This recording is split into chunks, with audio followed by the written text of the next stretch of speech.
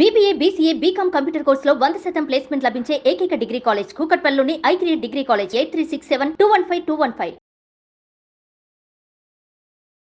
అమ్మ, భార్యాభర్తలు అన్యోన్యంగా ఉండేవాళ్ళు ఉంటారు. చీటికి మాటికి గొడవ పడకుండా గిలిగజ్జాలనేది చాలా బాగుంటది. ఇంకా వాళ్ళిద్దరి మధ్య బంధం ఎక్కువ ఏర్పడుతుంది, స్ట్రాంగ్ గా ఉంటుంది. లేకపోతే చప్పగా ఉంటది ఆ లైఫ్. అలా లేకుండా ఎవరు ఉండరు. ఇంకొకటి మితి మీరు ఉంటారనమాట. పిల్లల ముందర తిట్టడం భర్త భార్యని, తర్వాత వచ్చేసి బంధువుల ముందర కానీ, ఫ్రెండ్స్ ముందర కానీ, ఆఫీస్ లో కానీ, ఆఫీస్ కూడా వచ్చి కొందరు గొడవలు చేసే వాళ్ళు ఉన్నారు. అంటే భార్యలు ఉన్నారు, భర్తలు కూడా ఉన్నారమ్మా. వీళ్ళు ఇద్దరు ఉన్నారు. సో మనం ఇద్దరు గురించి మాట్లాడుకుందాం. ఓన్లీ భర్తనే కాదు, భార్యలు కూడా చేస్తారు ఇలా. Both sides. అసలు అలా ఉండడం అనేది వాళ్ళిద్దరి మధ్య రిలేషన్షిప్ బ్రేక్ అవుతుంది కదమ్మా. ఇట్లా ఊకే నలుగురు ముందరికి వచ్చి గొడవ పడుతూ ఉంటే రేపు మళ్ళీ ఆ నలుగురు ముందర కలిసి తిరగాల్సిందే కదా. అది ఇంకొక డ్రామా. ఏమొస్తుంది ఇట్లా? అది ఇంకో డ్రామా. అంటే ఫస్ట్ మీరు అన్నట్టుగా ఫస్ట్ మనము వైఫ్లను ఇన్సల్ట్ చేసే భర్తల గురించి మాట్లాడుతున్నాం. ఓకే, సో ఇది ఎలా ఉంటదంటే అండి, ఇందులో ఇద్దరు రెండు టైప్స్ ఉంటారు భర్తలు. ఒకరేమో భార్య మంచి పొజిషన్ లో ఉండి ఆమెను అందరూ గౌరవిస్తూ ఉంటే, తర్వాత ఆమె ఇంపార్టెన్స్ ఏంటో అందరూ చెప్తూ ఉంటే, చుట్టాలు కూడా కొంతమంది అరే మీ ఆవిడ చాలా టాలెంటెడ్, నీకు అట్లాంటి వైఫ్ దొరకడం చాలా అదృష్టము అంటే భరించలేకుండా అనేది ఒకటి ఉంటది. ఓకే, రెండోది ఏంటంటే ఈ భర్త నిజంగా ఏం చేతగాని వాడే, ఏం చేత కాకపోవడం అంటే ఆయన ఇంపార్టెన్స్ ఏమీ లేక అస్మానం ఆమెనే హైలైట్ చేస్తూ ఉంటే, ఆమెని ఇతను డౌన్ చేయడానికి కూడా మళ్ళీ వస్తే ఏమే, ఎక్కడ చచ్చావే, ఎక్కడున్నావే, ఇలాంటి మాటలు వస్తాయి. సో ఇందులో రెండు టైప్స్ ఉంటాయి. ఫస్ట్ ఏంటంటే, సపోజ్ ఒక భార్య మంచి పొజిషన్ లో ఉండి, మంచి టాలెంటెడ్ గా ఉండి, అందరితో బాగుండి, అందరితో మంచి అనిపించుకొని, ఎఫిషియెంట్ గా ఉండి, చాలా బాగా ఇంట్లో పనిచేసి బయట పనిచేసి అందరితో ఎక్కడ వేలెత్తి చూపించకుండా ఉంటే ఈయన భరించలేడు. జనరల్ గా కొంతమంది ఉంటారంటే, అందరు కాదు, కొంతమంది హస్బెండ్స్ చాలా కోఆపరేట్ చేసి చాలా సపోర్ట్ చేస్తారనమాట. సో ఆ భరించలేక ఎట్లాగైనా సరే ఈమెను ఏదో ఒక రకంగా మనం బాధ పెట్టాలి. ఎలా బాధ పెట్టాలి? చుట్టాల ముందు, ఫ్రెండ్స్ ముందు, పిల్లల ముందు. సో పిల్లల ముందు మీ అమ్మకి ఏం చేత కాదు, ఊరు నుంచి వచ్చింది, ఏం చేత కాదు, ఆమెకేం చెప్పకు, ఆమెకేం చేత కాదు, ఆమెతో ఏం డిస్కస్ చేయకు, ఆమెకేం తెలుస్తుందని మీ అమ్మకి చెప్తావు, ఇలా అంటారనమాట. సో ఆమె నిజంగానే అంటే కొంతమంది జనరల్ గా ఊర్ల నుంచి వస్తారండి, విలేజెస్ నుంచి పెళ్లి చేసుకొని వచ్చిన తర్వాత వాళ్ళకి ఈ సిటీ వాతావరణం కొత్త, తెలీదు. సో ఊర్లలో ఏంటంటే వరుసలు పెట్టి అక్క, అన్న, బావ, వదిన అని మాట్లాడుకుంటాం. ఇక్కడ ఏంటంటే మనం ఆడుకునేది కూడా ఆంటీ అన్నం ఉందా అని అడుగుతాడు, ఆటో వాడు కూడా ఆంటీ అన్నం పెడతావా అని అడుగుతాడు, ఎక్కడికి వెళ్ళాలి ఆంటీ అని అడుగుతాడు ఆటో వాడు కూడా. అసలు ఆంటీ అంకుల్ కల్చర్ మనది అక్కడ వరుసలు పెట్టి మాట్లాడుకుంటే కల్చర్ అక్కడ. సో ఆవిడ ఏంటంటే పుట్టి పెరిగింది అదే వాతావరణం కాబట్టి ఇక్కడికి వచ్చిన తర్వాత ఎవరితో అలా అంటే అది ఆయనకి పెద్ద అఫెన్స్ అనమాట. ఇవేందంత పల్లెటూరు వాళ్ళలాగా మాట్లాడతావు, అలా కాదు కదా, ఊరి దానివి నువ్వు, అలా అనకూడదు, ఆంటీ అనాలి, అంకుల్ అనాలి, అంతే, అక్క, బావ, వదిన అనకూడదు. సో ఆ రకంగా ఒక రకంగా తిట్లు ఆమెకు. ఓకే, ఇంకొకటి రెండోది ఏంటి నీకు డ్రెస్సింగ్ సెన్స్ లేదా, ఇలాగే ఉంటావా, ఇంత సన్నగా ఉన్నావు, ఇంత లావుగా ఉన్నావు, ఇలా నడుస్తావు, అలా నడుస్తావు, మా చుట్టాల ముందు నాకు చాలా ఏమిటి ఇన్సల్ట్, నిన్ను చూస్తేనే మాకు చిరాకు, ఇవన్నీ కూడా చాలా మంది నేను కొన్ని ఫ్యామిలీస్ లో చూశాను. మరీ ముఖ్యంగా కూర్చోబెట్టి తిడతారండి. అలాగా కూర్చోబెట్టి ఆమెను కార్నర్ చేసి మాట్లాడతారు. మరి పెళ్లి చేసుకోనే ముందు నువ్వన్నీ చూసావు కదా, ఆమె పల్లెటూరు నుంచి ఒక ఊరు నుంచి వస్తుందని తెలుసు, ఆమె నీకంటే కొంచెం తక్కువ చదువుకున్నదని తెలుసు, ఆమె కల్చర్ ఏంటో తెలుసు, అన్ని తెలుసు. మరి అన్ని తెలిసినప్పుడు నువ్వు ఎందుకు ఏదైనా యాక్సెప్ట్ చేసి ఆమెను పెళ్లి చేసుకున్న తర్వాత నీ భర్తగా నీ బాధ్యత ఏంటి, కరెక్ట్ చేయి, ఇది కాదు, అది కాదు, ఇలా ఉండాలి, అలా ఉండాలి అని కరెక్ట్ చేయి. ఇన్స్టెడ్ ఆఫ్ దట్ ఏమంటారంటే కావాలని వాళ్ళ ముందు ఆమెను తక్కువ చేసి మాట్లాడతారు. అలా తక్కువ చేసి మాట్లాడినప్పుడు బంధువులు కూడా చుట్టాలు కూడా చాలా మటుకు అట్లాగే అంటారు. తర్వాత పిల్లలు ఊరుకుంటారండి, పిల్లలు కూడా అట్లాగే ఊరుకమ్మా నీకేమి రాదు అని మాట్లాడతారు. బయటికి వెళ్ళేటప్పుడు మీ అమ్మ వద్దులే మనం వెళ్దాం, వాళ్ళది ఒక ముగ్గురితో ఒక టీం అయిపోతుంది, ఈవిడ ఒక పక్కన హోటల్కి తీసుకెళ్ళావు అనుకోండి, నువ్వు అలా తింటావు, ఇలా తింటావు, నువ్వు స్పూన్ తోనే తినాలి, ఆవిడ కంఫర్టబుల్ ఎట్లాగా తినని అంటే అలాగా. సో ఇలా ఇవి only few points I'm telling you. So ఇలా కూడా బాధ పెడతారనమాట. సో దానికి ఆమె ఏం చేస్తుందో చెప్పండి. ఏం చేయలేదు. ఆయనది ఏంటంటే అక్కడ శాడిజము, ఈమె దేనికి పనికిరాదు, నేనే చాలా ఇది ఎఫిషియెంట్ అని ప్రూవ్ చేసి ఆమెను బాధ పెట్టడం అనేది అంటే ఒక రకమైన మెంటాలిటీ. కానీ వాళ్ళకి అప్పుడు విలువ ఏముంటుంది? పిల్లలు రెస్పెక్ట్ ఇవ్వరు, ఆ పిల్లలు మాట వినరు, ఇటు రిలేటివ్స్ రెస్పెక్ట్ ఇవ్వరు, ఫ్రెండ్స్ అందరు ఇంకా కొన్ని చోట్ల తీసుకెళ్లారండి పాపం, వైఫ్ ని తీసుకెళ్లారు. అవసరం లేదు, నిన్ను చూస్తే మా ఫ్రెండ్స్ అందరు నవ్వుతారు, ఇంకెందుకు పెళ్లి చేసుకోవడం అన్ని చూసే చేసుకుంటారు కదా. మరి ఎందుకు చేసుకున్నాడో మరి ఆయనకే తెలియదు, మనకైతే తెలియదు. అందుకని చెప్పేసి ఇది చేసేది ఇది అలవాటే, ఇది వీళ్ళందరికి ఇదే. సో పిల్లలు ఏం చేస్తారంటే, సో కాకపోతే ఏం చేయాలంటే పిల్లలు సపోర్ట్ చేయాలి తల్లికి. పిల్లలు తల్లి ఒక టీమ్ గా ఉండాలి. అమ్మా ఇది కాదు ఇది కానీ పిల్లలు చెప్తే తల్లి తప్పకుండా వింటుంది. సో ఫ్రెండ్లీగా చెప్పినప్పుడు తను కూడా రెక్టిఫై చేసుకుంటుంది.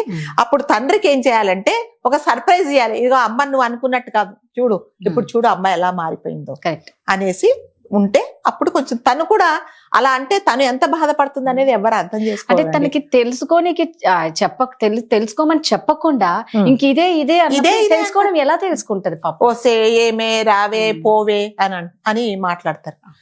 ఫర్ ఎగ్జాంపుల్ మా వారండి, ఆయన ఒక ప్రొఫెసర్, మీరు నమ్మరు, మా వారు నన్ను ఇప్పటికి కూడా పేరుతో పిలవరు, మేడం అనే పిలుస్తారండి. దీని కెమెరా ముందు చెప్తున్నా.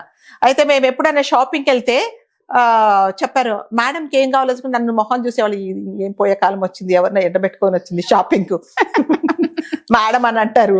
నేను అండి బయటకు వచ్చినప్పుడు అని మేడం అనకండి అంటే మేడం అనే అంటారు. ఆయన మేడం షాపింగ్ అయిన తర్వాత అయిపోయిందా బిల్ కట్టడానికి వస్తారు ఆయన లోపలికి.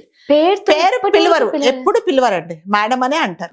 సో నేనంటే అదేంటండి బాబు అలా అనకండి, అందరూ బయటకు వెళ్ళినప్పుడు ఎవరో పాపం ఈమెకేమో వచ్చింది, ఎవరితోనో వచ్చింది షాపింగ్ అంటారు. నా పరువు మర్యాద దీకయ్యా బాబు, నువ్వు మంచిగా పేరుతో చెప్పు, మా ఆవిడని చెప్పు అని చెప్తా. మేడం అనే చెప్తారు. నన్ను పిలుస్తున్నావు, ఎవరిని పిలుస్తున్నావు అని నేను అటు ఇటు పిలుస్తాను, నన్ను కాదేమని. సో అదంటారు గారు అన్నట్టు అనమాట. గారు అంటే ఒకటే, మళ్ళీ గారికి 4 గార్లు చేస్తారు మా వారు. సో అలాంటి వాళ్ళు కూడా ఉంటారండి. సో రెస్పెక్ట్ చేయడం అంటే ఆయన సపోర్ట్ నాకు చాలా ఉంటుంది అనమాట. చాలా అన్ని విధాల సపోర్ట్ ఉంటుంది, చాలా రెస్పెక్ట్ చేస్తారు. నేను ఏం చేసినా కూడా ఈ విల్ సపోర్ట్ మీ. సో అలాంటి టైప్ అంటే ఉంటారు చాలా మంది, ఆయన లాంటి వాళ్ళే ఉంటారు. ఇంకొకటి మీరు అడిగారు, ఇంకొకరు ఏం చేస్తారంటే వాళ్ళు అంటారు, ప్లీజ్ నువ్వు అందరూ నిన్ను పొగుడతారు కదా, ప్లీజ్ నన్ను ఎలా పొగడాలి, నన్ను కూడా వైఫ్ అంటే ఎంతసేపు అలాని వాళ్ళ ఆవిడే వారు అనే బదులు నన్ను కూడా మరి అనాలి కదా అని ఆయనకు ఒకటి ఉంటది అనమాట. ఈ వాంట్స్ టు ప్రూవ్ నేను కూడా గ్రేట్ అని. సరే మీకు చిన్న కథ చెప్తాను. ఇలాగే అడిగాడట, అస్తమానం నిన్ను చుట్టాలు ఫ్రెండ్స్ ఎవరైనా నిన్నే పొగుడతారు, నన్ను అసలు పక్కన పెడతారు, నువ్వు ఎందుకు నన్ను ఇలా చేస్తావంటే, సరే ఒక పని చేస్తాను, ఒక రోజు నీ ఛాయిస్ ఇస్తా, నీ ఫ్రెండ్స్ ని పిలువు, అంటే నువ్వు ఏదైనా సరే నువ్వు ఎలా అనుకుంటావు అంటే తిట్టడం కొట్టడం కాదు, నువ్వు ఎలా మామూలుగా వైఫ్స్ ఎలా ఉంటారో అలా చేయమంటే నేను సరే ఉంటాను అని చెప్పి రెడీ అని చెప్తుంది. సరే ఫ్రెండ్స్ అందరినీ భోజనానికి పిలుస్తాడు. సో ఈ స్టార్ట్ చేస్తాడు, నీకు బుద్ధి లేదా, ఇలాగైనా ఉండేది అది ఇది అంటే 3 తప్పులు, 3-4 ఎక్కువ నువ్వు ఎక్సిడ్ కాకూడదని చెప్తుంది. సరే ఏమనదు పాప, she'll be quiet and calm, ఏం మాట్లాడదు. చాలా ఆనందపడిపోతాడు. చూసావా మా ఆవిడని నేను ఎలా కంట్రోల్ పెట్టుకుంటున్నావో అని. ఒరే బాబాయ్ మా ఆవిడైతే ఇప్పటికల్లా కొట్టేది, అలా రా వైఫ్లను కంట్రోల్ పెట్టుకోవాలి. అయిపోయిందా, ఒక తప్పు అయిపోయింది, రెండోది ఎంతసేపు అందరు వచ్చారు కదా, రా బయటికి రా, వచ్చి కూర్చో మాట్లాడు, నీకేం చేత కదా, నువ్వు అది ఇది అని అంటాడు. 2 అయిపోయినాయి, ఏమన్నదు. సో 3వసారి ఇక వడ్డిస్తూ ఉంటది. వడ్డిస్తూ ఉంటే చాలా బాగా చేశారంటే, ఆమె ఏం చేయలేదు, మొత్తం నేనే హెల్ప్ చేశాను ఆమెకి, ఆమె ఏం చేసింది ఏం చేయలేదు, ఊరికే గిన్నె పెట్టింది దింపింది అని చెప్తాడు. సరే 4వది అయిపోయింది, 3 అయిపోయింది, ఇక అయిపోయింది, ఈయన లిమిట్ అయిపోయింది, కోట అయిపోయింది. సో ఇక 4వ దానికి ఆయనకి రెచ్చిపోతాడు అనమాట, గుర్తుండదు. సరే అంతా వడ్డిస్తూ ఉంటే నెయ్యి ఇలాగే నీ మొహం నెయ్యి ఇలాగే వడ్డిస్తామంటే ఆ నెయ్యి వేడి గిన్నె తీసుకొని మొహాన వస్తుంది. ఇదే అంటే లిమిట్ దాటిపోయింది, లిమిట్ దాటితే ఇట్లాగే ఉంటది బాబు, ఇంతే నీ లిమిట్. సో నేను నీకు మర్యాద ఇచ్చాను, నువ్వేదో ప్రూవ్ చేసుకుందామని అనుకున్నావు, సో అంతకంటే నువ్వు లిమిట్ దాటితే నీకు ఇట్లాగే ఉంటుందని. సో లేడీస్ది ఒక్కటే ఒక ఉంటుందండి, ఒక ఓర్పు, ఒక సహనం అనేది ఒక లిమిట్ ఉంటుంది. ఆ లిమిట్ ఎప్పుడైతే దాటిపోతే మరి ఎవరికైనా అట్లాంటి ట్రీట్మెంటే ఉంటుంది అనమాట. సో అవంతా భరించలేరు, కొంతమంది భరించలేక ఆవిడని ఏ రకంగా ఇన్సల్ట్ చేసి ఆవిడని డౌన్ చేయాలి, ఆవిడని ఇన్సల్ట్ చేస్తే ఆమె బాధపడితే వీళ్ళకి సంతోషం. కానీ అది ఉన్న టాలెంట్ నువ్వు డౌన్ చేసినంత మాత్రం అది పోదండి, పోదు కదా. నువ్వు అలా ఇలా అని అంటే ఇంకా మనం రెచ్చిపోతాం, అంతే కదా. నీకేం చేత కాదంటే మనం ప్రూవ్ చేసి చూపిస్తాం, అంతే. మరి నీకేం చేత కాదు, నువ్వు అది చేయలేవు ఇది చేయాలంటే ఎట్లాగైనా రాత్రి మగళ్ళు కష్టపడి నేర్చుకొని ఇది బాబు ఇదే నేను చూసుకోమని చెప్పి చెప్తాం కదా. అందుకని జెంట్స్ ఎవరైనా కూడా ఆ ఆడవాళ్లను, భార్యలను, మరి ముఖ్యంగా ఇంట్లో ఉండే వాళ్ళను గౌరవించడము చాలా ముఖ్యమండి, చాలా ముఖ్యము. ఒకవేళ నిజంగానే ఆమె ఏదో తెలిసి తెలియక అందరి ముందు ఏదన్నా చేస్తే ఉంటది కదా, ప్రైవసీ టైం ఉంటది మీకు, అప్పుడు మాట్లాడేది కాదు పద్ధతి, మనం ఇలా చేయకూడదు, ఇది నేర్చుకో, ఇది తప్పు, నీకు చిన్నప్పుడు తెలియదు, నువ్వు పెరిగిన వాతావరణం అలాంటిది, నువ్వు ఇలా చేయడం అంటే ఆమె తప్పకుండా కరెక్ట్ చేసుకుంటది. నలుగురిలో నువ్వు అవమానిస్తే ఏం చేస్తుంది చెప్పండి, ఏం చేయలేదు కదా. సో అందుకని ఎప్పుడైనా సరే మగవాళ్ళు అవమానించడం మాత్రం చాలా తప్పండి. సరే మీరు అన్నట్టుగా కొంతమంది లేడీస్ మళ్ళీ ఇదే సేమ్ ఉంటది, సేమ్ రివర్స్ అవుతుంది. నువ్వు ఇంతసేపు ఆఫీసులో ఏం చేసావు, నిన్నే ఉండమంటారా, ఆవిడకి నీవు పని చేస్తారే నచ్చుతుందా, నువ్వేనా ఉంటావు, నీకే మెసేజ్లు ఇస్తుందా, ఏదో ఒక టీం ఉంటుంది, ఏదో మాట్లాడుతుంది, ఇవన్నీ మాట్లాడడం అనమాట, ఏం లేనిపోని మాట్లాడడం. సో ఇలాంటి వల్ల ఏమవుతుందంటే ఒకరినొకరు హట్ చేసుకున్నందువల్ల జరిగేది ఏముంటుందంటే బాధపడడం తప్ప ఏముండదండి. నిజాలు తెలుసుకోవాలి, ఎంతవరకు మాట్లాడుతున్నాడు, అవసరం అవుతుందనే అతను మాట్లాడుతున్నారని కూడా ఆమె కూడా అర్థం చేసుకోవాలి. సో హస్బెండ్ కూడా, ఒక వైఫ్ మంచి స్థానంలో ఉండి మంచి పొజిషన్ లో ఉండి నలుగురితో మంచి అనిపించుకుంటే నీకే కదా గౌరవం, అంతే. ఇప్పుడు ఎప్పుడైనా అట్లాగే వాళ్ళు కూడా అండి ఎంత పొజిషన్ లో ఉన్నా హస్బెండ్ అనేది పక్కన పెట్టకూడదు. ఆయన కూడా ఇప్పుడు ఆయన సపోర్ట్ వల్ల, ఆయన నీకు కోఆపరేట్ చేసినందువల్ల నువ్వు ఈ రోజు ఈ పరిస్థితిలో ఉన్నావు, ఈ స్థితిలో ఉన్నావు. సో అది కూడా మనము మర్చిపోకూడదు. బికాస్ అతని సపోర్టే ఇదంతా. ఈ రోజు నేను వచ్చి మీ ముందు ఇలా మాట్లాడుతున్నాను అని అంటే అది ఆయన సపోర్ట్. ఏం అవసరం లేదు, ఎందుకు వెళ్తావు, మనకే పనులు ఉన్నాయంటే నేనేం చేయలేను, అవును కదా. So support, it's okay. నువ్వు రాకపోతే ఏంటి, నేను వస్తా స్టూడియో కానీ నేను చెప్తా, కానీ అదొక సపోర్ట్. ఆ సపోర్ట్ ఉంటే మనకు మంచిది. సో ఎప్పుడు ఎవరు కూడా ఎవరిని కూడా మనం ఎవరి ముందర తక్కువ చేసి మాట్లాడడం అనేది చాలా తప్పండి.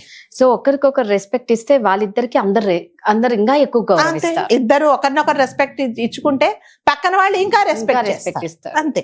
ఏదన్నా 4 గోడల మధ్య చూసుకోవడం బెటర్. నలుగురు ముందర, పిల్లల ముందర ఒకరినొకరు తక్కువ చేసుకొని మాట్లాడడం జంట చాలా. ఇప్పుడు మనం అలా మాట్లాడితే చుట్టాలు ఇంకా రిలేటివ్స్ ఇంకా ఆమెను తక్కువ చేస్తారండి. అప్పుడు నీకేం లాభం వస్తుంది చెప్పండి, నువ్వే నష్టపోతావు ఆమె బాధపడితే. అందుకని ఇది కొంచెం జాగ్రత్తగా మగవాళ్ళు, ఆడవాళ్ళు కూడా థ్యాంక్ యూ. సుమన్ టీవీలో మీ పర్సనల్ అండ్ బిజినెస్ ప్రమోషన్స్ కోసం కింది నెంబర్ కి కాంటాక్ట్ చేయండి.